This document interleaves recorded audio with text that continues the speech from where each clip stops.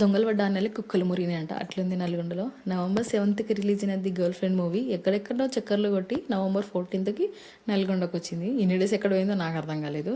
జనాలు హైప్ తట్టుకోలేక చిట్యాల పోయి చూసారంట. ఇంత బాగుందా మూవీ, ఇన్స్టాగ్రామ్లో ఫుల్ ట్రోల్స్ వస్తున్నాయి ఏంటా అని చూద్దామనేసి థియేటర్కి అయితే వచ్చేసినాము. అంతేకాకుండా ఆన్లైన్లో టికెట్ బుక్ చేద్దామని ఎంత ట్రై చేసినా ఫస్ట్ 3 daysకి కూడా ప్రీ బుకింగ్ అయినట్టు చూపించింది. మళ్ళీ ఈవినింగ్ చెక్ చేస్తే ఖాళీగా ఉంది మొత్తం. ఇదేదో తేడాగా ఉందిరా అనేసి డైరెక్ట్ మేము థియేటర్కి అయితే వచ్చేసి టికెట్ కొడితే 100 మంది వెళ్ళారు థియేటర్లో. అది కూడా అందరు లవర్సే ఉన్నారు మ్యాక్స్. నేను మాత్రం నా ఫ్రెండ్స్తో వెళ్ళాను. ఏదేమైనా నా కొడుకు మాత్రం థియేటర్లో మస్తుగా ఎంజాయ్ చేస్తున్నాడు. ఒకటే అరవడం, క్లాప్ కొట్టడం, ఏం అర్థమైందో నాకైతే అర్థం కాలేదు. అండ్ రివ్యూ ముచ్చటకు వస్తే జనాలు చెప్పినంత హైప్లో మాత్రం సినిమా ఏం లేదు, నార్మల్గా ఉంది, పర్లేదు, బాగానే ఉంది. రష్మిక మందన యాక్టింగ్ బాగుంది. లాస్ట్లో కొన్ని క్లిప్స్ యాడ్ చేస్తాను, చూసేయండి.